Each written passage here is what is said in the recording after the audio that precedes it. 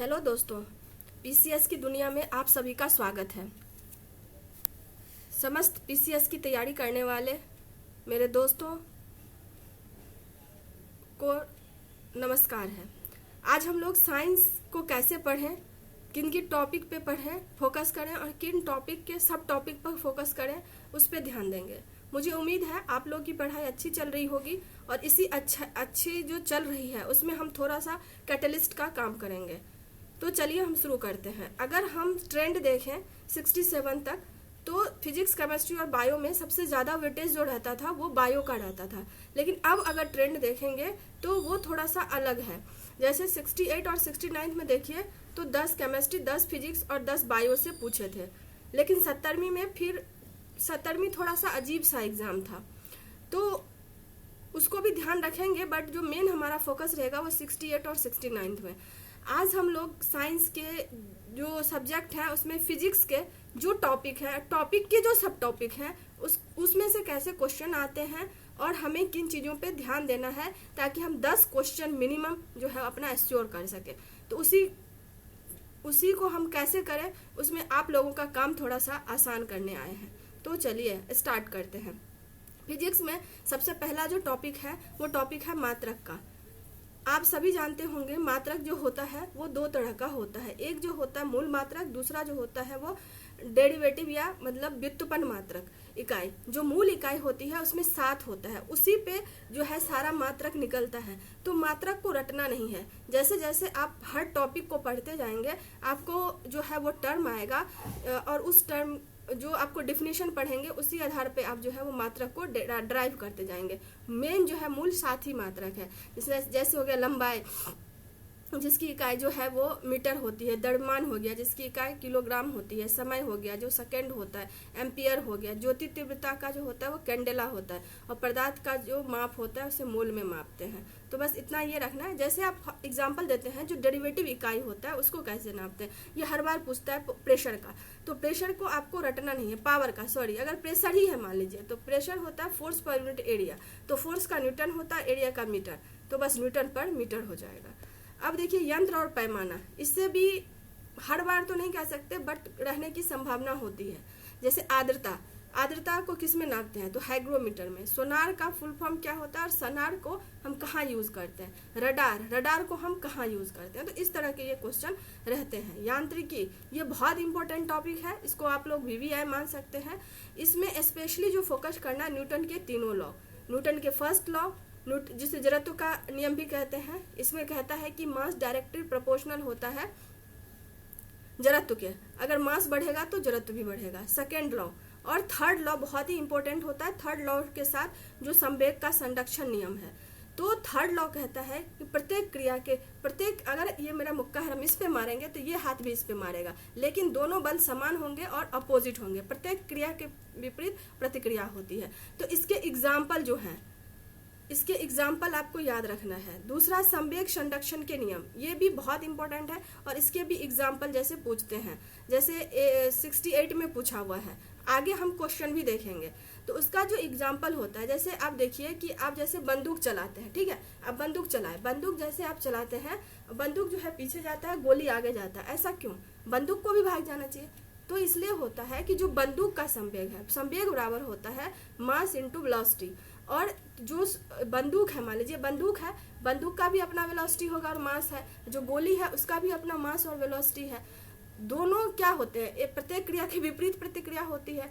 तो जो गोली का जो मास और वेलोसिटी है और जो बंदूक का मास और वेलोसिटी है, जैसे ही हम चलाते हैं बंदूक पीछे हो जाता है, दोनों बराबर हो जाता है और संवेग जो है वो संरक्षित हो जाता है। तो पूछ देगा संवेग संरक्षण के नियम पे, एग्जाम्पल दे देगा, पूछ देगा ये किस चीज़ पे आधारित होता है। तो इसको बहुत अच्छे से बारीकी से यांत्रिकी में आपको न्यूटन के तीनों नियम कर लेने हैं।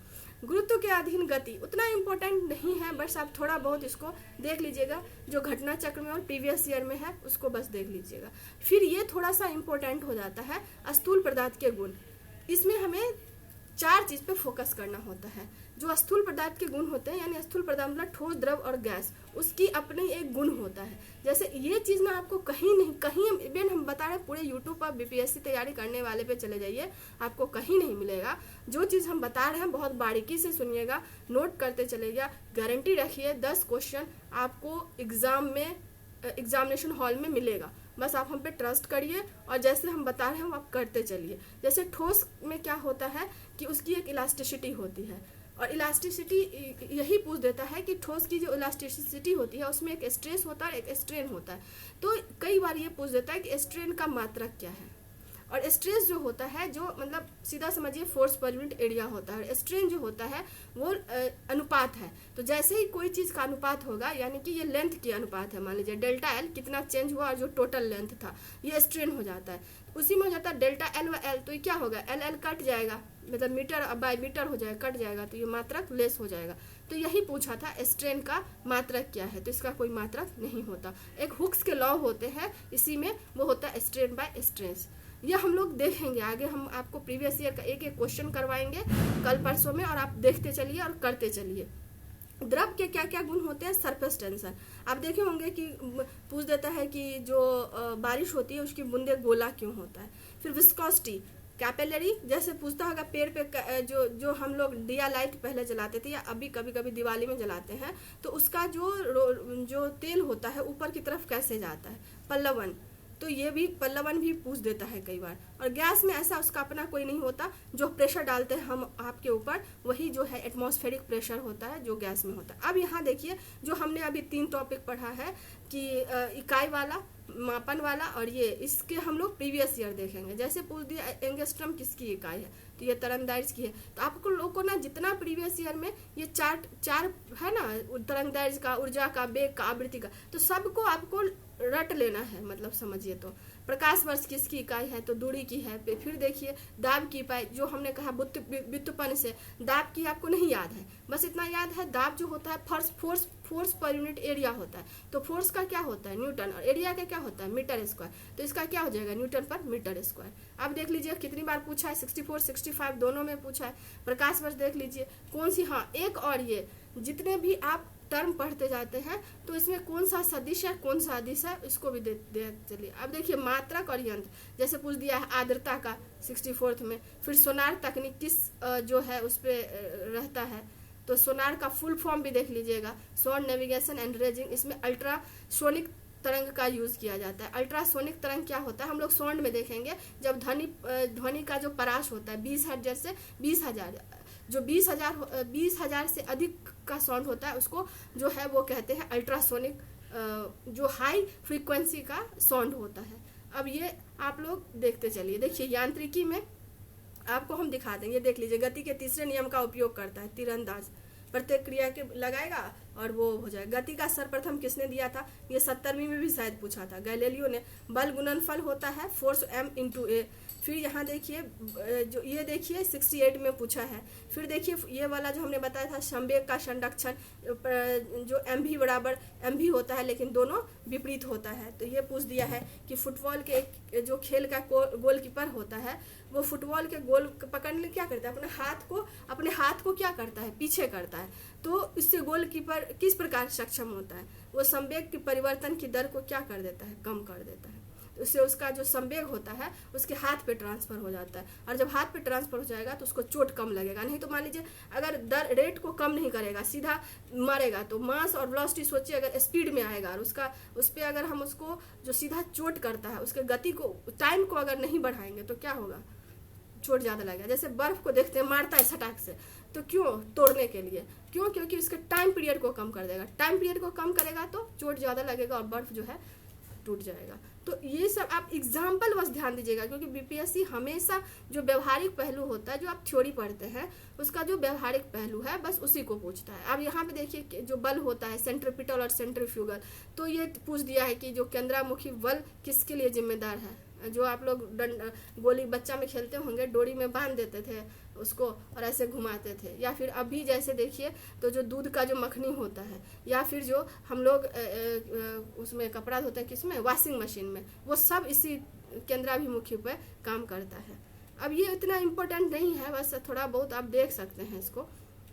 अब यहाँ देखिए अस्थिर पदार्थों के गुण, इसमें से फिल्म दिखाई देता है सुंदर, इस घटना पे आधारित है, तो ये प्रकाश का व्यक्तीकरण। यहाँ देखिए एक सीधा गैस में परिवर्तित हो जाता है, उसको सब्लिमेशन कहते हैं।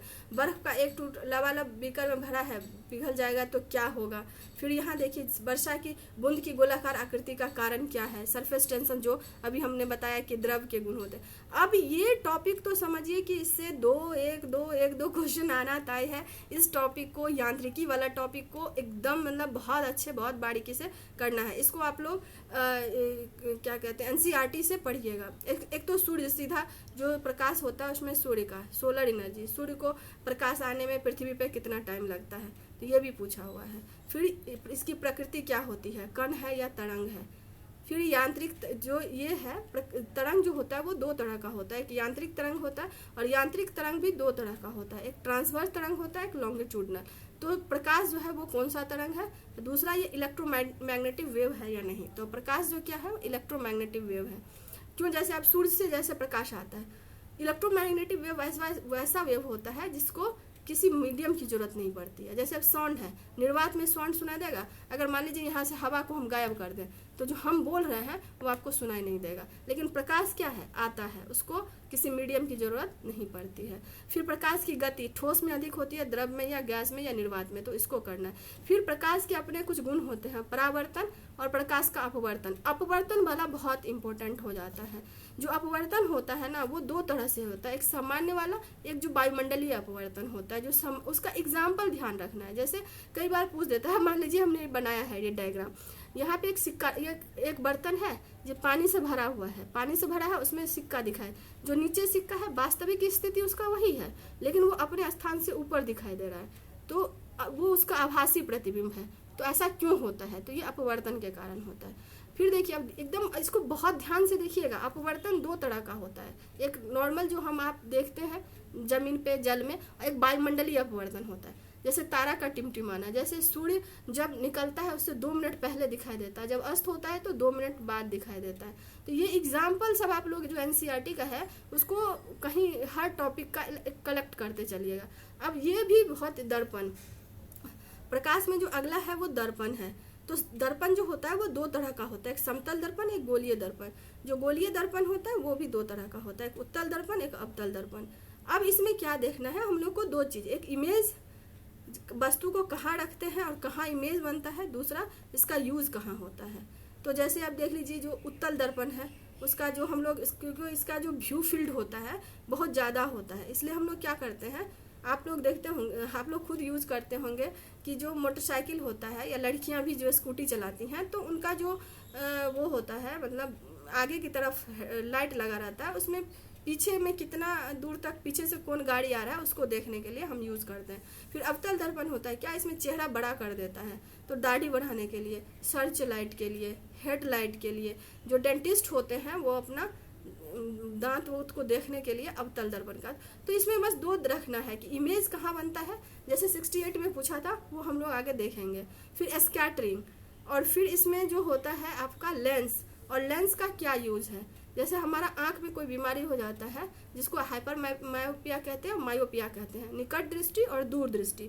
जो निकट दृष्टि होता है आप लोग ऐसे डायग्राम बना के, जैसे कंफ्यूजन होता है तो आप ऐसे डायग्राम बना के भी शॉर्ट नोट्स बना सकते हैं। जैसे निकट दृष्टि दोष होता है तो निकट की वस्तु नहीं दिखाई देती है और दूर की वस्तु दिखाई देती है। तो दूर की वस्तु दिखाई देती है, निकट की नहीं देती है, तो हमको क्या चाहिए, लेंस को कन्वर्ज करना चाहिए, तो उसके लिए हम उत्तल करेंगे। अगर हमको दूर की दिखाई नहीं देगी तो हम क्या करेंगे, डाइवर्ज करेंगे, तो उसके लिए अवतल लेंस करते हैं दूर दृष्टि में। तो इस तरह से आप कर सकते हैं निकट, दूर और क्या इलाज हो सकता है। फिर प्रकाश का परिकीर्णन, ये भी इम्पोर्टेंट हो जाता है कि वे जो आप पढ़ते होंगे विबजियोर, तो भी का जो वेवलेंथ होता है सबसे कम होता है, यानी वायलेट का, रेड का जो वेवलेंथ होता है सबसे अधिक होता है। तो इन्वर्सली प्रोपोर्शनल होता है स्कैटरिंग के, जिसका वेवलेंथ अधिक होगा उसमें स्कैटर यानी कि वो स्कैटर कम करेगा। इसलिए देखिए प्रकाश जो आकाश क्यों है नीला है, क्योंकि नीला लाइट में क्या होता है, सबसे ज़्यादा स्कैटरिंग होता है। सिग्नल में हम रेड लाइट क्यों यूज़ करते हैं, क्योंकि उसका वेवलेंथ अधिक है तो स्कैटरिंग कम होता है। तो ये सब एग्जाम्पल बस ध्यान दीजिएगा, सिर्फ व्यवहारिक चीज़ पे ध्यान दीजिएगा। हम बार बार फोकस कर रहे हैं आप लोग को, व्यवहारिक चीज़ पे फोकस करिएगा और ज़्यादा दिमाग नहीं। अब यहाँ पे हम लोग क्वेश्चन देखिए, अब यहाँ पे पूछा है 68 में कि अवतल, यही जो हम बताया कि दर्पण में हमें दो चीज़ देखना है, इसका यूज़ क्या है और इमेज का। तो 68-9 में देखिए पूछा हुआ है कि अवतल दर्पण द्वारा बनाया गया प्रतिबिंब वास्तविक उल्टा वस्तु के आकार के बराबर होता है, वस्तु की स्थिति कैसी होनी चाहिए। बस इसमें एक ही कंडीशन होता है जहाँ पे आपका सीधा बनता है, नहीं तो जहाँ रखिए वस्तु उल्टा ही बनता है। बस एक ही है जहाँ पे कि वस्तु के आकार का बनता है, नहीं तो मैक्सिमम जगह या तो वस्तु से बड़ा बनेगा या छोटा बनेगा। तो ये एक तरह से आप क्या बोले, वक्रता के केंद्र पर यानी सी पर जब वस्तु को रखते हैं तो वही बनता है जहाँ पे सेम उस पर बनता है। ये देखिए, उसके बाद देखिए प्रकाश के 7 रंग होते हैं अलग अलग। जैसे हमने कहा कि जो नेचुरल जो होता है प्रिज्म वर्ण विक्षेपण, तो उसमें वर्ण विक्षेपण के माध्यम से होता है। एक प्रिज्म से अलग अलग किया जा सकता है वर्ण विक्षेपण के माध्यम से। अब यहाँ पे देखिए सौर भट्ठी में कौन सा होता है भाई, अवतल दर्पण होता है, क्योंकि वो कंसंट्रेट करता है चीज़ों को और फिर जला देता है। अब यहाँ पे देखिए अति सूक्ष्म को देखने के लिए प्रकाशिक कौन सा उपकरण है, तो वो माइक्रोस्कोप होता है। अब यहाँ भी देखिए प्रतिबिंब कहाँ बड़ा लगता है, तो देख रहे हैं। अब यहाँ देखिए अगला जो टॉपिक है वो हमारा हीट और ऊष्मा गति की। तो इसमें भी क्या है कि जो व्यवहारिक ज्ञान पर आधारित प्रश्न पूछते हैं, मतलब कोई रटा रटाया नहीं, रटा रटाया में बस एक फॉर्मूला है जिसको आप याद कर लीजिएगा, तो आपका ऊष्मा और गतिकी का एक भी क्वेश्चन नहीं छूटने वाला है। एक तो ये है कि रेफ्रिजरेटर का अगर गैस खोल देते हैं, गेट खोल देते हैं, तो रूम क्या होगा, गर्म हो जाएगा। जैसे कि पानी, जो घड़ा में जो पानी रखते हैं वो ठंडा क्यों होता है। फिर जब आप कपड़ा पहने गर्मी में, जैसे अभी देखिए हमको पसीना आ रहा है, और पसीना आ रहा है, अगर हम पंखा चला दें तो हमको ठंडा लगेगा, तो क्यों लगेगा। अब ये अगला जो क्वेश्चन इसमें पूछता है कि पानी का घनत्व जो होता है वो 4 डिग्री सेल्सियस पर मैक्सिमम होता है। तो इससे ये क्वेश्चन पूछ देता है कि जो जैसे अब शीत ऋतु में कोई नदी है, नदी के निचले तल पे मछली क्यों तैरते रहती है, उसका रीज़न होता है पानी का घनत्व 4 डिग्री सेल्सियस पे मैक्सिमम होता है, तो वहाँ पे पानी क्या होगा, नहीं जमेगा।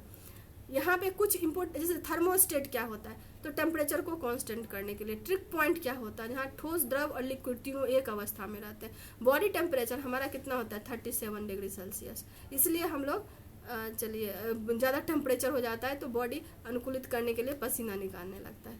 अब अगला जो टॉपिक है ध्वनि, ये भी बहुत बहुत इम्पोर्टेंट है। अब इसमें क्या है, संचरण, मतलब ध्वनि जो है सबसे ज़्यादा ठोस में संचरित होता है, द्रव में या गैस में। फिर प्रकाश की तरह तरंग भी अनुदैर्ध्य तरंग है, लेकिन इसमें देखिए वो इलेक्ट्रोमैग्नेटिव है, लेकिन ध्वनि को जब तक माध्यम नहीं होगा तब तक वो संचरित नहीं हो सकता है। ये इसका जो है ना उसको बहुत अच्छे से करिएगा, इसको आप NCERT से करिएगा। आवृत्ति, आयाम, वेग क्या होता है, प्रबलता किस चीज़ पे, एम्पलीट्यूड पे निर्भर करता है, ये पूछा हुआ है 68 में। तारत्व जो है वो फ्रीक्वेंसी पे डिपेंड करता है। टिम्बर जो है, मान लीजिए कि दो तारत्व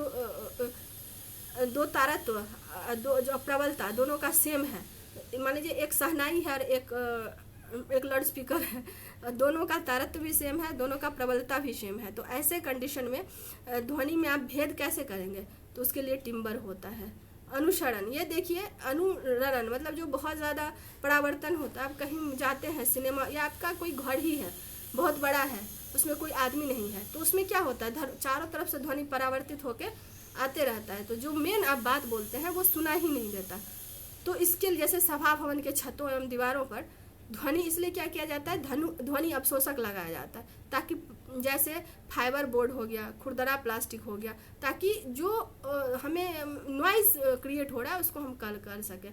ये इम्पोर्टेंट हो जाता है बहुल परावर्तन, तो उसका यूज़ हम कहाँ कहाँ करते हैं, जैसे माइक्रोफोन हो गया, लाउड स्पीकर हो गया। तो ऐसे तो ध्वनि चारों दिशा में तैर जाना चाहिए, लेकिन एक ही दिशा में जाता है, क्यों, क्योंकि उसको हम स्ट्रक्चर इस तरह से करते हैं। तो ये एक बहुल परावर्तन का यूज़ कहाँ है, ये भी आप लोग को देखना है। अब यहाँ ये देखिए, उसके बाद क्वेश्चन देखिए, ये हो जाता है आपका जो अभी हम लोगों ने देखा, कमरे को ठंडा किया जा सकता है। देखिए अब यहाँ पे एक जो हमने फॉर्मूला कहा उसमें उष्मा में C/5 बराबर F-32/9, इसमें पता नहीं आया है ये, तो ये फॉर्मूला आप लोग लिख लीजिएगा। अब यहाँ पे देखिए पूछा हुआ है कि 40 डिग्री सेल्सियस का मान फ़ारेनहाइट स्केल पे क्या होगा। तो जैसे 40 डिग्री है तो इसको सीधा फॉर्मूला बना दीजिए, यानी कि हमको क्या दिया हुआ है सेल्सियस, तो 40/5 बराबर F-32/9, सोल्व कर लीजिए, आंसर आ जाएगा। अब यहाँ पे देखिए आप देखते चलिए आप लोग। गर्मी के आराम की अनुभूति पैदा करता है क्योंकि देखिए यही बताए थे आपको कि जो देखिए कमरे में रखा रेफ्रिजरेटर का अगर दरवाजा खोल दिया जाए तो क्या होगा। तो सिर्फ जो एग्जाम्पल है 67 में 39 का क्वेश्चन रिपीट कर दिया है। पानी का घनत्व तो मैक्सिमम कहाँ होता है। फिर वही देखिए कि फिर देखिए वही जो है वो पूछ दिया है। फिर देखिए ध्वनि की तीक्ष्णता 68 में पूछ दिया है किसके द्वारा निर्धारित की जाती है, तो उसके द्वारा। फिर यहाँ देखिए जब एक माध्यम से दूसरे माध्यम में जाती है तो उसकी आवृत्ति चेंज नहीं होती है। वायु में ध्वनि की तरंग क्या होती है, अनुदैर्घ्य होती है। अब यहाँ देखिए यही पूछ दिया है, एक संगीत कार्यक्रम में ऑर्केस्ट्रा बजाने से पहले एक सितार वादक तनाव में समायोजित करने के लिए कोशिश करता है और वह स्ट्रिंग को उपयुक्त बांधता है, ऐसा करने वह ठीक करने की कोशिश करता है तो क्या उसकी आवृत्ति को वो करता है। अब ये भी बहुत इंपॉर्टेंट है, इलेक्ट्रिक करंट। इसमें भी बस कुछ चीज़ पे ध्यान दीजिएगा, आपका एक भी क्वेश्चन गलत नहीं होगा। विद्युत धारा क्या है, इसके प्रकार दो होते हैं, एसी होता है, डीसी होता है। फिर इलेक्ट्रोमैग्नेटिक फोर्स क्या है, वोल्ट है क्या है, विभवांतर क्या है, प्रतिरोध क्या है, प्रतिरोधकता क्या है। अब देखिए प्रतिरोधकता का जो मात्रक है, मेनली इसके मात्रक, इसके मापन। जैसे आप देखिए जो मापा जाता है करंट का यूनिट क्या है, एम्पियर। फिर करंट को मापते हैं हम गैल्वेनोमीटर और एमीटर, दोनों पूछा हुआ है कि 68 में पूछा हुआ है और एमीटर तो पहले बहुत बार पूछा, गैल्वेनोमीटर पहली बार 68 में पूछा था। फिर प्रतिरोध और प्रतिरोधकता, तो प्रतिरोध और प्रतिरोधकता का मात्रक पूछा हुआ है। जैसे प्रतिरोध का तो सबको याद रहता है ओम, लेकिन प्रतिरोधकता का लोग भूल जाते हैं। प्रतिरोधकता का जो फॉर्मूला होता है वो होता है आर। प्रतिरोध जब आप पढ़ते होंगे ओम्स लॉ, तो उसमें हम लोग पढ़ते हैं आर बराबर रो इंटू एल बाई ए। तो रो जो है यही प्रतिरोधकता है, तो इसको आप ड्राइव कर सकते हैं बस। इलेक्ट्रिक पावर, ये देखिए लोग बहुत कंफ्यूज करते हैं। इलेक्ट्रिक पावर और यूनिट की संख्या, जैसे आपसे पूछ देगा कि आपने 10 यूनिट अगर एक दिन में खर्चा किया तो आपने कितना ऊर्जा खर्चा किया, तो ये इसकी एक फॉर्मूला होता है जो आप लोग लिख सकते हैं और हम बताएंगे आगे आप लोग को। फिर चालकता में सुपर कंडक्टिविटी, इसका क्या यूज हो सकता है। न्यूक्लियर एनर्जी में दो होता है, न्यूक्लियर फिजन, न्यूक्लियर फ्यूजन। तो फिजन और फ्यूजन में क्या डिफरेंस है। जैसे न्यूक्लियर फिजन जो होता है उस पर एटम बम आधारित होता है अगर अनकंट्रोल्ड हो जाए तो। न्यूक्लियर फ्यूजन जो होता है उस पर हाइड्रोजन बम होता है अगर अनकंट्रोल्ड हो तो। अभी कृत्रिम सूर्य बनाया है जो न्यूक्लियर फ्यूजन पे आधारित होता है, कौन, चाइना। फिर देखिए कंप्यूटर में सुपर कंप्यूटर, क्वांटम कंप्यूटर और आर्टिफिशियल इंटेलिजेंस। एग्जाम्पल जैसे उसमें जो जैसे जीपीटी होता है उसका फुल फॉर्म, कोई भी जो चैट जीपीटी नया कोई भी कंपनी के द्वारा लॉन्च किया गया है तो वो करंट में आविष्कारक उतना इम्पोर्टेंट नहीं है, एक आध कभी पूछता है कभी नहीं पूछता है। देखिए इसमें क्वेश्चन, 1 वोल्ट व्यक्त किया जाता है, कॉस्मिक किरण क्या है, विद्युत शक्ति की इकाई क्या है, देखिए वाट होता है।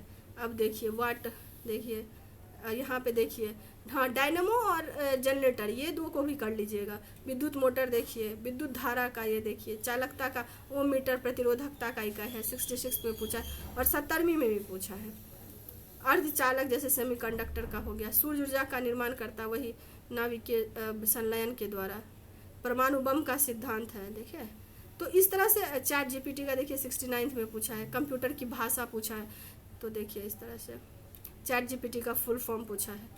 तो इस तरह से ये मेरा आज का ये था और हमको लगता है कि अगर आप जिस तरह हम बताए हैं और आप इस हम पे ट्रस्ट करके इन टॉपिक को, खास करके यांत्रिकी वाला, प्रकाश वाला, ध्वनि वाला, विद्युत धारा वाला, इसके जितने मात्रक है, इसके जितने टर्म है और इसके जितने व्यवहारिक एग्जाम्पल है, उष्मा वाला आप कर लेते हैं तो 110% आप श्योर रहिए एग्जामिनेशन हॉल में 10 में तो 7 से 8 क्वेश्चन आराम से आपके बन जाएंगे।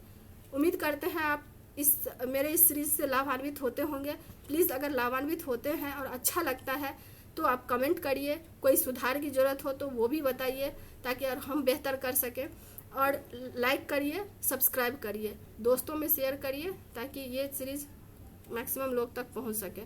तो इसी के साथ आज हम ख़त्म करते हैं और हमारी शुभकामनाएं आप लोगों के साथ है ताकि आप पीटी अच्छे से क्वालिफाई कर सकें। आप लोग मेहनत करते होंगे, बस मेरा एक कैटलिस्ट के रूप में एक थोड़ी छोटी सी भूमिका होगी।